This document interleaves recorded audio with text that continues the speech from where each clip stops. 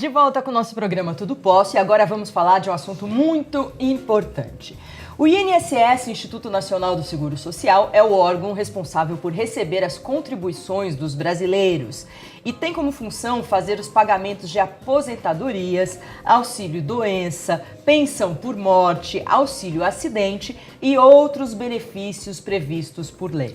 E a Previdência Social é um seguro que as pessoas contribuem durante o período trabalhado. E é esse INSS que repassa a renda a pessoas que não têm outras fontes de renda no momento, independente do motivo. E hoje nós recebemos aqui a doutora Patrícia Evangelista, advogada especialista em direito previdenciário, para explicar para a gente, né, como na prática tudo isso funciona, se é importante contribuir ou não com o INSS durante toda a vida, só um período, quanto que eu contribuo. Doutora, boa tarde. Eu é que agradeço por essa oportunidade, é um prazer imenso falar sobre uma matéria tão importante, né? Que muda tanto, que o brasileiro não consegue acompanhar esse ritmo desenfreado de reformas e mais reformas, né? Mas a Previdência Social, ela tem como característica primordial a contributividade, ou seja, para que você tenha direito a benefício, você tem que contribuir. Sem contribuir, você não faz jus a nenhum tipo de benefício previdenciário. Então, ele é um seguro social, como todo outro, no qual você paga. Em caso de qualquer risco, você fica acobertado. É que muitas vezes não fica acobertado, mas pelo menos a lei prevê que em casos de doença, de incapacidade, no caso de uma morte, no caso de você preencher os requisitos para aposentadoria, aí coberto, o INSS tem a obrigação de pagar. Então, você tem a obrigação de contribuir e o INSS tem de pagar a hora que você preenche os requisitos. Mas a questão é quanto contribuir, porque assim, tem pessoas que começam a contribuir com um pouquinho, aí depois, mais no final da vida, aumenta a contribuição para ter uma aposentadoria maior. Como que funciona isso? Isso funcionava bem, né, na lei antiga, porque a lei antiga ela previa o cálculo da aposentadoria com base na média das 36 últimas contribuições, que eram os 3 últimos anos trabalhados.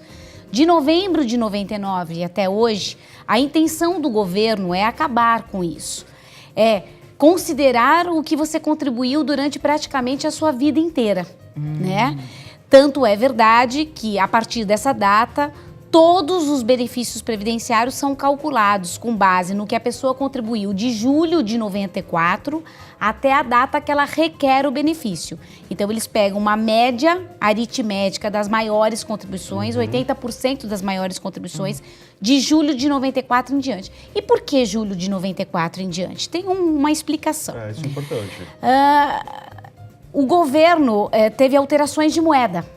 Julho de 94 foi finalização do Plano Collor e a instituição da URV, Unidade Real de Valor, que vale até hoje, que é o real. Virou real depois. Exatamente. O que acontece? Se eles pegassem períodos anteriores a esse, eles teriam que fazer conversão de moeda para fazer o cálculo do benefício. Ia ficar inviável.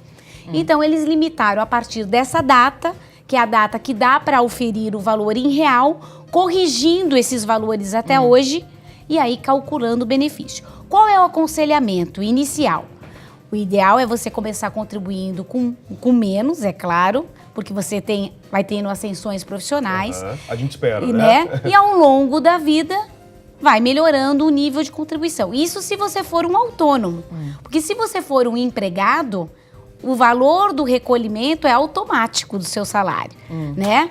O empregado, ele paga de 8% a 11% dependendo da faixa salarial dele. Então, ele não tem o que querer contribuir mais ou menos.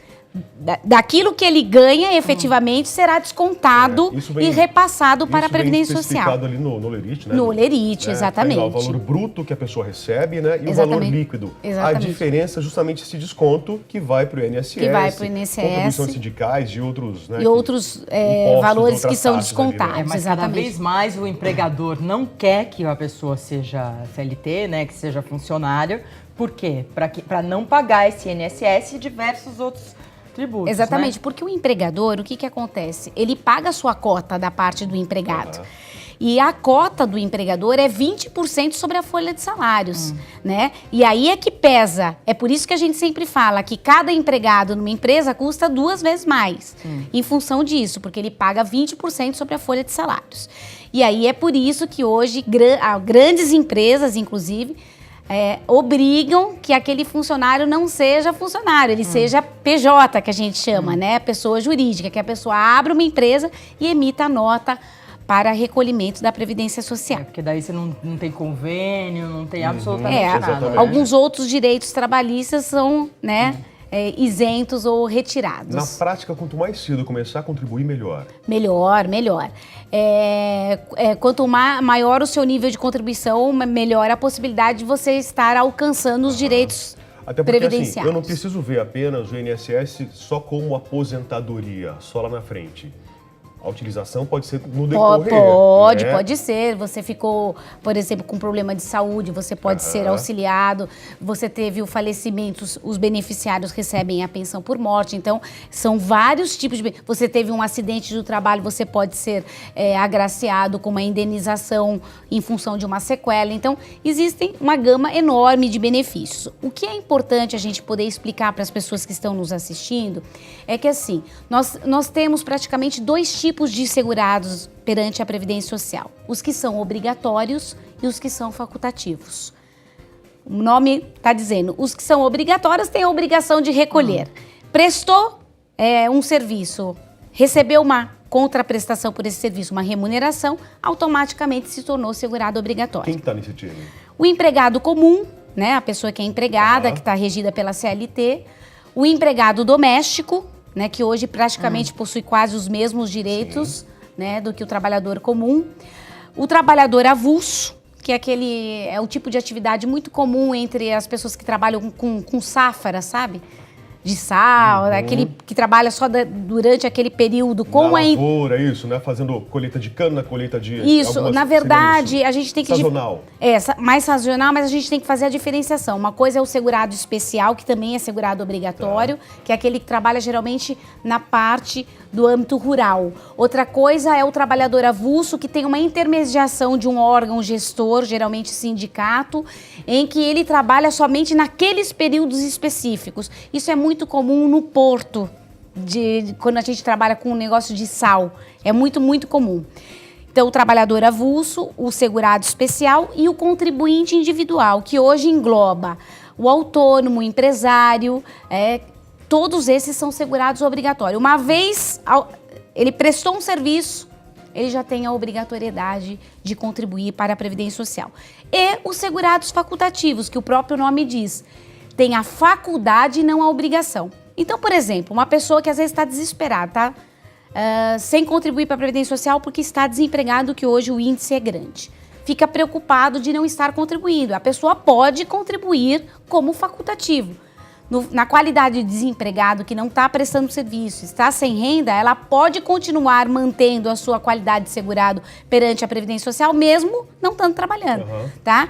E essa pessoa, pagando como facultativa, ela tem os mesmos direitos que os demais segurados da Previdência Social. Nesse caso, vai pagar quanto? Então, o segurado facultativo e o autônomo, ele paga 20%, porque ele é considerado contribuinte em dobro. Ele paga a sua parte, que seria do empregador. Sempre 20%, né? No regime geral de Previdência Social. E aí vem uma outra explicação, um desdobramento dessa explicação. A Previdência Social, ela trabalha com o regime geral de Previdência Social, que abarca os trabalhadores comuns. O que eles faziam? Tinha muita gente que estava na informalidade do mercado de trabalho, que não estava contribuindo, porque dispor de 20% sobre o valor do salário mínimo ficava muito dispendioso no orçamento daquela pessoa. Então a Previdência Social fez o seguinte, eu vou trazer aquelas pessoas que estão fora da contribuição para voltar a contribuir. Aí eles conseguiram complementar esse regime e criar um regime simplificado, que chama. O que é isso? É a possibilidade de você pagar um percentual menor que os demais segurados, porém os seus direitos são restringidos. Não, tem algumas restrições. Tá? Por quê? Você pode, por exemplo, pagar como facultativo ou como segurado contribuinte individual na base de 11% ao invés de 20%. Então, diminui 9% no valor da contribuição. Porém, você vai fazer jus a determinados benefícios e o valor do benefício é limitado ao salário mínimo. Tá, vamos na prática então. Vamos lá, deixa eu entender aqui. Eu tenho hoje 11 milhões de desempregados no Brasil. Perfeito. Aí tem um cidadão lá, tá sem fazer nada, foi chamado pelo vizinho para fazer um bico de pedreiro. Ok? Perfeito. Vai receber R$1.000 por aquele trabalho. Ele pode contribuir. Ele pode contribuir sobre os R$1.000 Como e declarar. Facultativo. Não, aí ele já não é facultativo. Ah, não é facultativo? Porque se ele está prestando um serviço, ele se tornou um autônomo. Aí ele está prestando serviço para uma pessoa física. Ele vai trabalhar uma única vez. Tudo bem, mas aí ele pode, naquele mês, pagar como autônomo e no mês que ele estiver desempregado como facultativo. Ele pode mudar o nível de contribuição. Mas se ele não tiver renda naquele mês para facultativo? Ele pode manter a contribuição como facultativo. Aí não tem como. Aí, e aí? Ele deixa de pagar e deixa de ter aquele mês contribuído, né? Mas ele pode deixar de pagar, porque ele não tem obrigação. Se ele está sem renda, ele não tem obrigação. O que é ruim isso acontecer? Porque se ele fica muito tempo sem contribuir, ele perde a qualidade de segurado. Se ocorrer algum dos riscos previstos pela Previdência Social, ele não está acobertado. Ele perde tudo que ele já pagou? Não, ele não perde o que ele pagou. O que ele pagou, ninguém tira. Mas, por exemplo, a pessoa ficar mais de um ano sem contribuir, automaticamente ela pode perder a qualidade de segurado. E, por exemplo, eu estou sem contribuir há 1 ano e meio. Fiquei doente e fiquei com uma incapacidade, eu posso não ser acobertada pela Previdência Social. Por quê? Porque eu perdi a qualidade de segurado. Então, o ideal é que a pessoa não fique muito tempo sem contribuir. Ou, pelo menos, que ela tenha a inteligência, no sentido assim, a informação de que, às vezes, ela não consegue contribuir contínuo, mas ela não deixar de contribuir um mês, o outro não contribui, mas não deixar muito tempo sem contribuir para não perder a qualidade de segurado. Isso é muito importante. Como que eu comprovo que eu sou facultativo? Porque na minha carteira de não, trabalho... hoje, antigamente você precisava fazer uma inscrição perante a Previdência Social para ter um número de facultativo. Hoje não mais. Hoje você pode fazer até pelo número do seu PIS. É super tranquilo. Então você pega o número do seu PIS, vai comprar aquele carnezinho em qualquer papelaria. O carnê laranja. A laranja meio... aquela cor... Ocre. Exatamente, aquela cor meio assim. marrom. Vai colocar o número do seu PIS, que aparece como identificador para você, e vai utilizar o código de pagamento 1406, que é de facultativo.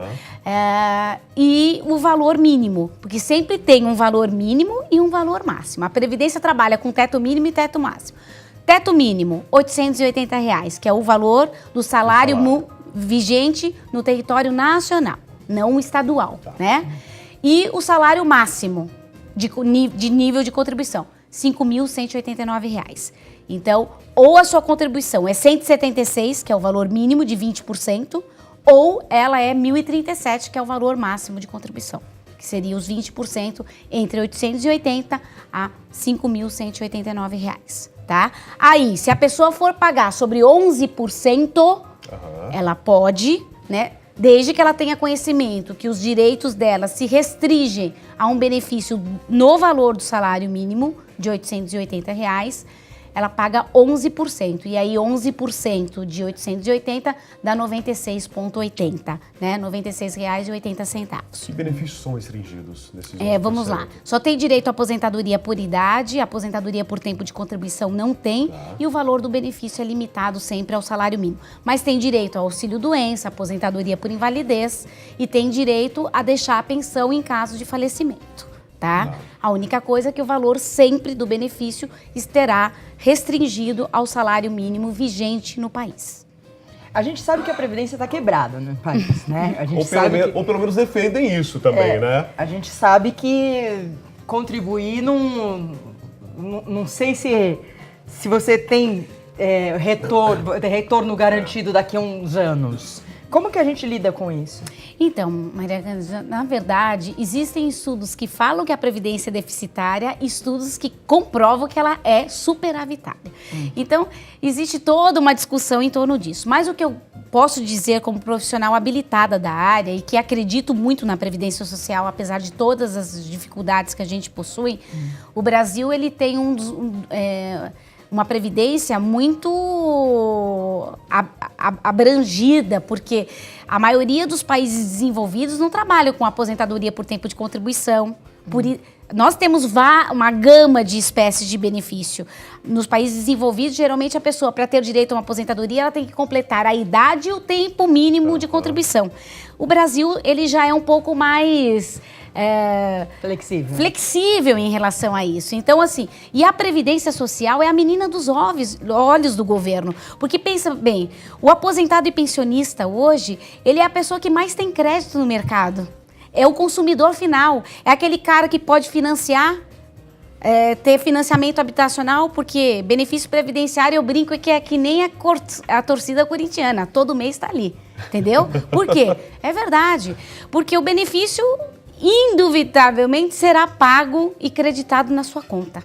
Isso é fato. O dinheiro vem, né? O dinheiro vem, entendeu? Da onde ele vem, se ele é deficitário ou não, ele vem.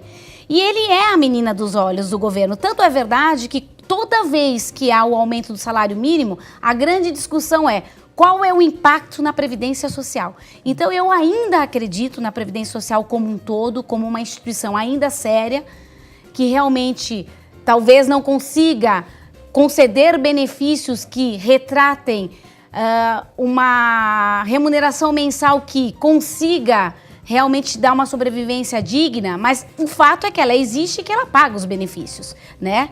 E que ela cumpre hoje os requisitos que estão previstos por lei. Então, eu ainda acredito e ainda aconselho a pessoa a fazer um plano de previdência público, que isso é obrigatório, e também complementar a sua renda fazendo uma previdência privada.